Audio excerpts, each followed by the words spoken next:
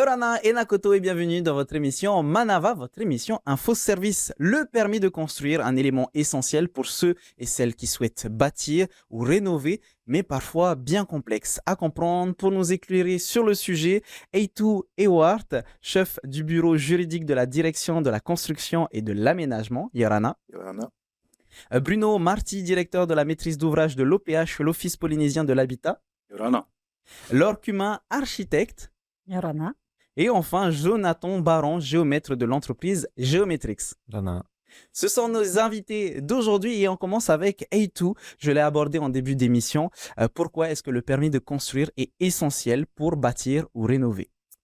Alors, c'est un peu complexe à expliquer, mais on va essayer en quelques minutes. Euh, Construire, c'est un projet de vie et on installe toute sa famille, sa petite famille. On va donc vouloir avoir tous les commodités de la vie moderne et donc il va falloir qu'il y ait un accès à cette construction. Il va falloir qu'on puisse venir récupérer les poubelles. Il faut qu'il y ait de l'eau. Il faut qu'il y ait l'électricité. Bon, aujourd'hui même, il faut qu'il y ait Internet, le téléphone, Internet et toutes les commodités de la vie moderne. Et du coup, il y a un certain nombre de conditions et de prérequis qui vont venir se greffer et guider un peu le projet qui va se construire petit à petit. En plus des idées des uns et des autres, certains vont avoir des idées très basiques et d'autres vont avoir des idées beaucoup plus complexes avec des projets pharaoniques. Audacieux. Nous, on va essayer d'accompagner au mieux en essayant d'avoir au moins de garantir le minimum au niveau sécurité, au niveau accès, au niveau conditions de vie acceptables, au niveau de l'hygiène, de la sécurité. C'est vraiment les éléments clés sur lesquels on va focaliser pour s'assurer que les gens ne soient pas en danger et une vie saine. Pour résumer, le permis de construire, c'est pour respecter la sécurité, la réglementation et les commodités, comme tu disais. Voilà. On parle de permis de construire, d'aménagement et de démolir. C'est quoi la différence? Alors, contrairement à la France, on n'a pas de permis de démolir en Polynésie, mais lorsqu'on a un projet de construction sur un site avec une construction ancienne, le permis de construire va gérer à la fois la démolition de la construction ancienne et la construction du nouveau projet. Alors, quel est le rôle d'un architecte dans la demande de permis de construire? Oui, tout simplement. Alors, le rôle d'un architecte, c'est justement d'accompagner le futur constructeur, enfin le maître d'œuvre, enfin d'ouvrage, pardon, pour toutes les démarches administratives du permis de construire, qui sont assez complexes et parfois longues, ça dépend de l'ampleur du projet. Donc, le rôle de l'architecte, c'est vraiment d'accompagner le porteur de projet dans toutes ces démarches administratives jusqu'à l'obtention du permis de construire. Donc, c'est obligatoire de passer par un architecte? Alors, un architecte est obligatoire à partir d'une certaine surface. Aujourd'hui, le seuil, il est de 250 mètres carrés de CHOB. C'est quoi CHOB? Voilà, donc CHOB, ça veut dire surface hors œuvre brute. Donc, en Polynésie, pour l'instant, le seuil est 250 mètres carrés de CHOB, en dessous duquel on n'est pas obligé de passer par un architecte. Et à partir du moment où on dépasse ce seuil, on est obligé de passer par un architecte. Alors oui, tu voulais réagir, Eitu. En fait, c'est plutôt... alors, 250, c'est le premier seuil, c'est pour les dessinateurs et les bureaux d'études agréés. Et ensuite, à 600 mètres carrés, on va passer à un niveau de construction beaucoup plus complexe qui nécessite les architectes. Alors, on parle d'architecte, mais aussi de géomètre avec Jonathan. On en a un autour de la table. Quel est le rôle d'un géomètre dans le permis de construire? Alors, le géomètre peut intervenir à plusieurs étapes du dossier. Le premier, peut-être le plus important pour le géomètre, c'est la définition de la limite de propriété. Parce que pour faire un projet, il faut maîtriser l'assiette foncière où on travaille. Donc ça, c'est la responsabilité des géomètres experts qui sont agréés auprès du territoire. Et puis après, on peut aussi accompagner l'architecte dans le relevé topographiques, le relevé altimétrique et planimétrique des éléments qui sont sur une propriété.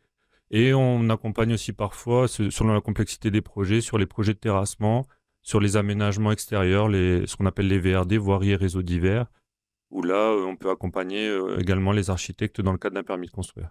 Et la direction de la construction et de l'aménagement, quel est son rôle dans le permis de construire et tout? Alors, nous, on coordonne un peu tous ces corps de métier et on essaie de faire un ensemble de vérifications pour s'assurer que le projet de construction est viable et ne va pas créer de problèmes d'interaction néfaste avec le reste de son environnement. Est-ce que c'est la même chose, Bruno, lorsque les particuliers demandent à faire construire un phare au pH? C'est exactement tout ce qui a été dit. C'est les mêmes démarches? Tout à fait, que ce soit un phare au pH ou les résidences qu'on construit, on passe automatiquement par l'urbanisme. Est-ce que c'est les particuliers qui doivent faire toutes ces démarches ou est-ce qu'on peut avoir de l'aide, là en particulier avec l'OPH? Aujourd'hui, on va un peu changer le système, c'est-à-dire que comme les gens viennent à l'OPH pour faire leur demande de phare, s'ils font la demande, ça permet de savoir à peu près si ça va être un F3, un F4 ou un F5.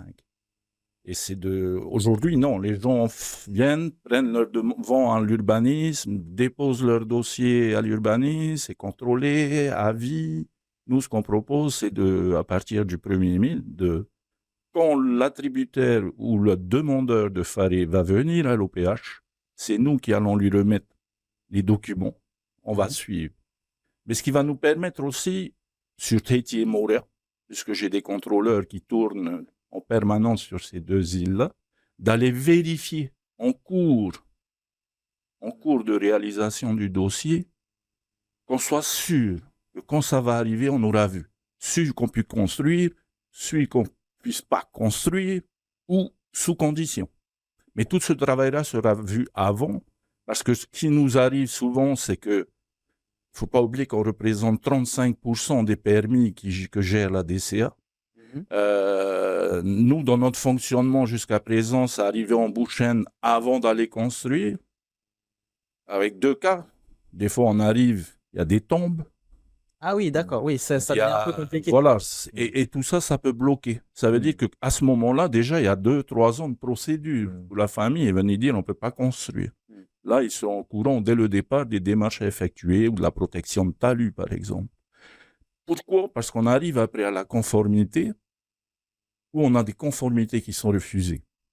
Justement. Alors, on va y venir, hein, parce qu'on parle de conformité, on a d'autres termes un peu techniques. Mais on a vraiment la même procédure que n'importe quelle personne pour les PC des phares. Justement, parlons concret avec l'EPC, le permis de construire, soyons pragmatiques et efficaces. Laure, quelles sont les étapes essentielles pour demander un permis de construire? Alors, comme l'a dit tout à l'heure Jonathan, nous d'abord, dans un premier lieu, on vérifie toute la partie foncière, hein. On vérifie que le terrain, il appartient bien à la personne qui engage les démarches. Et on fait souvent appel à un géomètre pour faire un relevé topographique quand c'est un terrain escarpé ou en pente. Et de toute façon, même s'il ne l'est pas, il doit être borné. Donc, d'abord, on fait appel à un géomètre avec qui on travaille il y a un ordre des géomètres. On peut avoir la liste des géomètres sur le site de l'ordre. Nous aussi, on a un site de l'ordre des architectes. Ensuite, on va essayer de récolter auprès de la DCA toutes les informations sur le terrain, puisqu'il y a des communes sur lesquelles il y a des PGA, d'autres non. Donc PGA, c'est Plan Général d'Aménagement. Désolé, il y a beaucoup d'acronymes. Hein. J'allais justement demander c'est quoi le PGA, en quoi ça consiste. Le PGA, dans certaines communes, en fonction des zones, il y a des réglementations différentes. Il y a des communes sur lesquelles il n'y en a pas, des communes sur lesquelles il y en a. Il y a des communes sur lesquelles il est en révision actuellement, comme Punaoya. Et il y a même des îles maintenant sur lesquelles il y a aussi un PGA. Donc on vérifie donc le PGA et ensuite on demande aux propriétaires, enfin aux porteurs de projet, de nous donner la NRA, encore un acronyme, donc la note de renseignement d'aménagement qu'on peut obtenir auprès de la DCA pour savoir si le terrain est constructible et s'il y a des parties du terrain qui sont en zone rouge, en zone bleue ou en zone verte. Voilà, zone rouge, zone bleue, zone verte, ça correspond à quoi? Peut-être je vais me tourner vers Jonathan pour que tu puisses nous en parler en détail. En fait, en fonction de la nature de la topographie, il y a un service de l'urbanisme qui a identifié des risques et ils ont établi des plans de prévention des risques. En fonction des risques établis, donc il y a 2 risques, il y a le risque montagne et le risque marin, on va dire.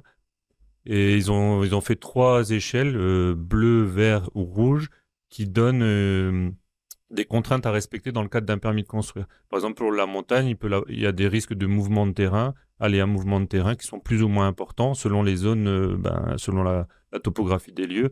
Et donc, il faut que je m'adapte en fait à la Voilà, en construction. fait, après, il y a des réglementations et des règles à respecter en fonction des PPR qui sont appliqués sur les parcelles. Et c'est pour ça qu'après, l'architecte doit faire son projet en fonction notamment du PPR. Mais il doit faire aussi en fonction des règles d'urbanisme, du respect des prospects, etc., qui sont réglementés par le PGA la plupart du temps maintenant ou par le Code de l'aménagement. Donc, revenons sur le permis de construire.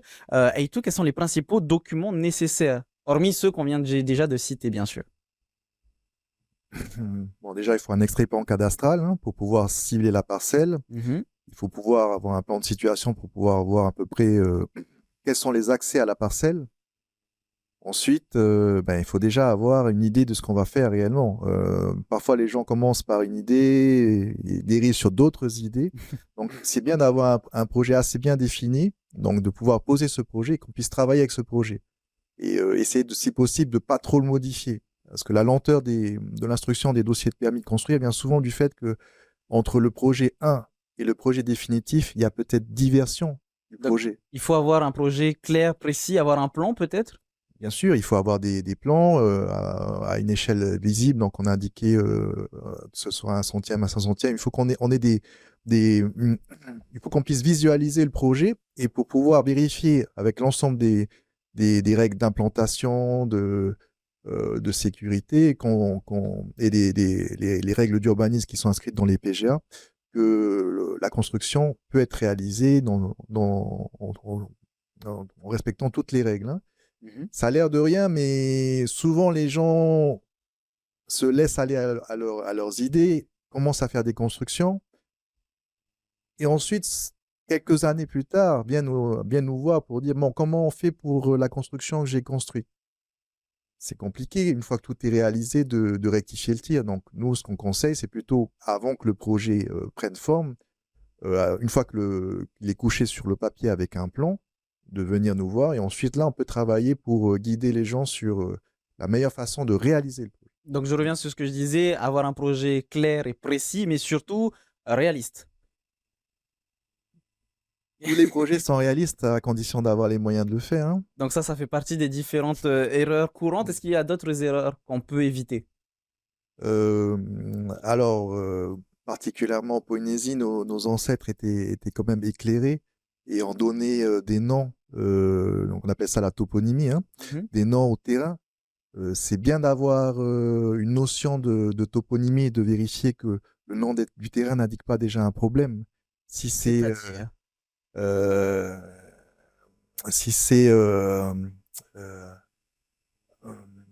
tu n'as pas d'exemple pour l'instant? C'est pas, on peut y revenir plus tard. Hein. On te laisse chercher ça. En attendant, Laure, est-ce qu'il y a des constructions qui ne nécessitent pas forcément un permis de construire? En fait, toutes les constructions nécessitent un permis de construire. Le seuil, on va dire, imposé par le Code de l'urbanisme, c'est 20 mètres carrés. Mais évidemment que la destination de la pièce a son importance parce que 20 mètres carrés de surface supplémentaire dans une maison, si c'est une chambre avec une salle de bain, c'est pas la même chose que 20 mètres carrés de cabane de jardin. Donc, de toute façon, au-delà de 20 mètres carrés, on est obligé de déposer un permis de construire. En dessous, tout va dépendre de l'appréciation de la DCA sur la destination de ces 20 mètres carrés qu'on va ajouter à une maison, d'un agrandissement, etc. Bon, évidemment, si c'est une cabane de jardin, on peut très bien construire sans permis, mais pas si c'est un agrandissement de maison. Là, on va être obligé de déposer un permis modificatif ou un avenant sur un permis existant. Donc, nous, on a des recherches à faire quand c'est une vieille maison. On peut très bien s'adresser aux archives avec l'ancien numéro de permis pour savoir s'il existe toujours, essayer de retrouver l'ancien permis et ensuite de faire un permis rectificatif ou déposer un permis de construire pour un agrandissement. Qu'est-ce qui se passe si quelqu'un construit sans permis? Quelles peuvent être les conséquences? Alors là, c'est plus aux juristes de répondre qu'à moi. Mais on va se diriger vers Eitou, du coup. Alors, il y a plusieurs types de conséquences. Bon, la première conséquence au niveau administratif, c'est qu'on va faire, si on est sollicité, on va faire un contrôle et on va dresser un procès verbal si la construction a moins de 6 ans. Et on va adresser toutes nos constatations au procureur de la République qui prendra des sanctions pénales envers ceux qui ont commis donc des infractions de la réglementation, qui peuvent aller jusqu'à plusieurs millions de francs pacifiques. En Polynésie, malheureusement, ce n'est pas les peines maximales ne sont pas souvent appliquées, et c'est très rarement d'ailleurs. Et malheureusement, je dis. Hein. Et les remises en état des lieux sont souvent aussi pratiquées de manière trop restreinte. Mais normalement, il faudrait remettre en état les lieux lorsque on a des constructions qui peuvent être vraiment dangereuses, non seulement pour les occupants, mais pour les autres habitations aux alentours. On a eu, pas très très loin d'ici, sur Papeete, il y a quelques années, bon, les gens ont déjà oublié, mais on a eu tout un quartier qui a flambé parce que tout le quartier a été construit sans permis, avec un accès impossible. Les pompiers ont galéré pour se rendre aux habitations. Il y avait trois baraques qui avaient cramé avant même qu'ils puissent accéder. Donc le permis de construire est essentiel, comme on le disait au début, pour la sécurité et les commodités. Tu voulais réagir, Jonathan? Oui, il ne faut pas oublier que le permis de construire, avant tout, son rôle aussi, c'est de vérifier que la bonne application des règles, et les règles, il y a une partie des règles qui est quand même faite dans le bon sens et dans le respect de la sécurité. Comme il le dit, notamment l'accès aux véhicules de secours, voilà, à la gestion aussi de la densification urbaine, etc. Donc, c'est un outil indispensable pour le territoire aussi pour maîtriser les constructions qui seront faites et les règles, et le bon respect des règles d'urbanisme. Bruno, de ton côté, je ne peux pas faire un faré au péage tant que je n'ai pas de permis de construire. Pour vous, c'est obligatoire de toute façon. C'est clair et net. C'est clair. De toute façon, qu'on soit bien clair, le permis de construire et tout est obligatoire. Oui. Il n'y a que quelques constructions qui échappent à cette obligation, mais c'est des constructions temporaires ou pour des grandes manifestations comme une foire ou pour reloger des gens de manière temporaire après un cyclone ou un événement exceptionnel. Mais de manière générale, lorsqu'on va implanter des gens avec des constructions, il faut qu'on puisse cadrer ça pour s'assurer que aussi bien eux que ceux qui sont aux alentours puissent vivre correctement. Alors tout à l'heure, Bruno, tu nous as parlé de conformité. Qu'est-ce que c'est une visite de conformité? Je voulais juste d'abord rebondir sur Bien sûr. le PC. C'est pas parce qu'on a un permis de construire. Nous, on a eu les cas où pendant la procédure, c'est-à-dire qu'il avait eu son permis, on construit la maison. Entre-temps, le permis a été retiré pour fraude, pour non-propriété foncière, pour plusieurs raisons. Ah, donc ça peut arriver. Ça peut arriver. Nous, maintenant, on espère que ça n'arrivera plus, puisqu'on sera au courant. Et c'est aussi un petit peu le rôle des visites de conformité, s'assurer que tout fonctionne bien? La visite de conformité, c'est d'abord une vérification de la conformité par rapport au permis, c'est-à-dire qui a été octroyé, sans réserve ou avec des réserves, et de vérifier que tout ce qui est ventilation, aération, hygiène, eau, est bien conforme à la réglementation, ainsi que les implantations par rapport aux limites. C'est pour ça que tout à l'heure, des fois on arrive, nous, sur des parcelles, mes contrôleurs ont quand même des difficultés pour implanter. Ça va quand c'est des hectares, mais quand c'est des petits lots, c'est difficile. C'est pour ça qu'il faut nous appeler dans ces moments-là. La difficulté, elle est là. Il faut savoir que, comme tout le monde le sait, le faré au péage, ça vise une certaine clientèle. Donc, dès qu'on commence à mettre des réserves, de faire intervenir géomètres, géotechniciens, bureau d'études, on sait que ça va être un projet bébé mort-né. Ils n'auront jamais la capacité financière et de faire les études, et encore moins de réaliser les travaux, qui vont peut-être coûter 4 fois plus cher que le faré. Voilà. Donc la conformité, c'est pour vérifier que tout est conforme au PC et au niveau de la construction. Est-ce que je peux habiter dans mon logement sans forcément avoir cette conformité? À l'OPH, je vous déconseille. Ah, d'accord. Voilà. Pourquoi? Tout le système de la filière faré OPH, c'est le demandeur qui est financé par le pays, qui obtient une subvention pour construire sa maison. Tant qu'on n'a pas cette mission-là de construction est donné à l'OPH. Donc l'OPH paye les entreprises, paye les fournitures, mais l'OPH n'est payé au final qu'avec le certificat de conformité délivré par l'urbanisme. Juste pour vous donner une idée, là, on a encore augmenté, on doit être à 35 millions qu'on ne pourra jamais recouvrer. Parce que les gens ont habité, on n'a jamais eu les conformités, il y en a qui ont habité dans les maisons. Il y a des procédures qui vont suivre tout ça.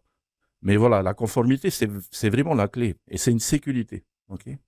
Nous, c'est une des conditions. Ce n'est pas la seule. Il y a la conformité et l'assurance de la maison pour qu'on puisse te remettre les clés de ton phare. Et Laure, le même constat de ton côté? Nous, comme on ne construit pas des maisons standards, on va dire, les architectes font souvent des projets un peu plus, on va dire, chaque projet est unique en fait quand on passe par un architecte. Donc c'est vrai que lors de la visite de conformité, il arrive souvent que le DCA nous demande des pièces complémentaires parce que pratiquement sur tous les chantiers, on a changé une fenêtre de place ou des choses comme ça, ou alors on a modifié une aération. Donc, à la visite de conformité, la DCA vient avec un représentant de l'hygiène, vérifie, donc chacun vérifie sa partie. La DCA vérifie que le projet est en adéquation avec le permis qui a été déposé. Et l'hygiène vérifie l'assainissement et les ventilations. Mais ça arrive très souvent qu'on nous demande des plans de recollement. Nous, les architectes, parce qu'on a fait des modifications pendant le chantier, on fournit les plans de recollement et ensuite on a la conformité. Et c'est assez rapide en fait. Et en prenant tous ces éléments, la conformité, les différentes pièces, les différents documents à fournir, ça prend combien de temps à peu près d'avoir le Saint Graal, le permis de construire et tout? Alors, c'est très variable, malheureusement. Donc, au meilleur des cas, c'est 1 mois et 15 jours. Mais pour être clair, ce délai n'est quasiment jamais respecté. On a un ensemble de vérifications à faire qui fait que 1 mois et 15 jours, c'est vraiment pour un projet très, très, très simple. En moyenne, alors, combien de temps on peut attendre? Pour une maison, c'est plusieurs mois. Je dirais de l'ordre de 3 à 6 mois. De 3 à 6 mois. Ensuite, dès qu'on part sur un projet complexe, ça peut prendre facilement 1 an ou 2. Et parce qu'il peut y avoir, dès qu'on passe sur des projets complexes, il y a des études d'impact sur l'environnement, des études techniques qui sont demandées à des géotechniciens et tout. Le temps d'avoir ces études, déjà, c'est plusieurs mois. Il faut compter au moins 6 mois. Donc, lorsqu'on additionne toutes ces petites études, ces compléments à recevoir et à analyser, on peut dépasser facilement l'année, voire 2 années, s'il y a des modifications qui sont opérées au projet. C'est pour ça que je disais tout à l'heure, si le projet est clair, bien défini et ne bouge pas, ça peut aller très vite. Bon, heureusement, avec les maisons OPH, on est content. C'est un projet qui est normalement ne bouge pas des masses. Il y a juste l'implantation qui bouge un petit peu. Mais il y a beaucoup de constructions où tout peut varier. Les chambres peuvent varier, les salles de bain peuvent varier, les salons peuvent varier, l'orientation de la maison peut varier. Nous, ça change toute notre instruction et on doit tout recommencer.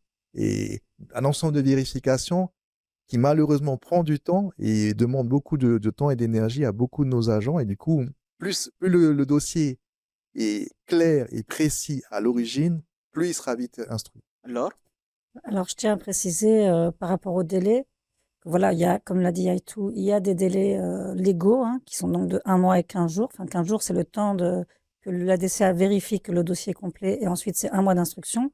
Ça, c'est pour une maison individuelle. Pour un ERP, donc c'est encore quoi un ERP? Établissement recevant du public, le délai, il est de 2 mois en fait. Parce que c'est souvent des dossiers beaucoup plus longs à instruire.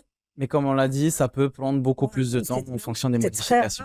On ait les permis en 1 mois, malheureusement, parce que il y a souvent des demandes de pièces complémentaires. Mais bon, on l'obtient toujours au bout du compte, mais parfois, les demandes de pièces complémentaires font que le délai d'instruction est suspendu, en particulier dans le cadre d'instruction de dossiers plus complexes, comme les établissements recevant du public, qui, eux, doivent passer en commission de sécurité.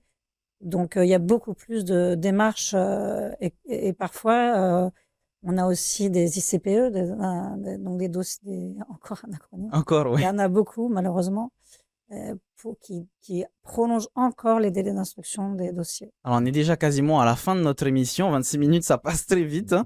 On va passer à une dernière question, peut-être. Laure, une fois le permis de construire obtenu, qu'est-ce qui se passe après? Alors, une fois le permis de construire obtenu, on passe à l'étape suivante, c'est-à-dire qu'on va chercher une entreprise pour construire le projet. Mhm. On trouve l'entreprise, on construit le projet. Une fois que le projet est terminé, on convoque la DCA avec tous les documents de la DCA. Ils sont disponibles et téléchargeables sur le site, hein. Donc, tous les documents de conformité sont téléchargeables. Il y en a une partie qui est destinée à la DCA, l'autre partie qui est destinée aux impôts. On dépose le tout. La DCA vient faire sa visite de conformité. Donc, dont on a parlé tout à l'heure Voilà. avec Et Bruno. ensuite, dès qu'on a le Saint Graal, on peut habiter sa maison. Enfin, est-ce que tu as des conseils, Eito, pour terminer l'émission? Il faut prendre connaissance de la réglementation et la respecter et ne pas croire que c'est juste des éléments pour embêter les gens en fait. Là, souvent la réglementation, elle est faite pour pallier à des futurs problèmes, que ce soit des problèmes de voisinage, des problèmes d'hygiène, de salubrité ou de sécurité. Jonathan, un petit conseil aussi en tant que géomètre, on parlait de topographie tout à l'heure. Non, suivre les démarches, effectivement, tout est disponible sur les sites de l'administration. Il y a un formulaire qui a été fait exprès en plus pour monter les dossiers de permis. Donc, il faut suivre les démarches et vous faire accompagner le mieux possible. Et il y a un petit livre qui est, Qui est sur la table, petit oui. guide là, qui est sur la table, qui est vraiment très bien fait, sur lequel toutes les étapes du projet sont détaillées. Et Enfin, pour ajouter, la DCA travaille aussi sur une vulgarisation un peu de tout ça. On va modifier notre site et donner plus d'informations pour faciliter les démarches pour les particuliers. Tu me permets une belle transition puisqu'on va donner le site de la DCA, la direction de la construction et de l'aménagement. C'est simple, c'est service-public/DCA/PC pour les permis de construire. Il y a aussi le site de l'OPH qui est disponible, hein, oph.pf. On en a parlé aussi durant l'émission, le site de l'ordre des architectes, architecte.pf/ordre.php. Et enfin, le fameux livre qui est devant vous, le permis de construire, le mode d'emploi. Merci beaucoup à toutes et à tous d'avoir répondu à mes questions. Merci.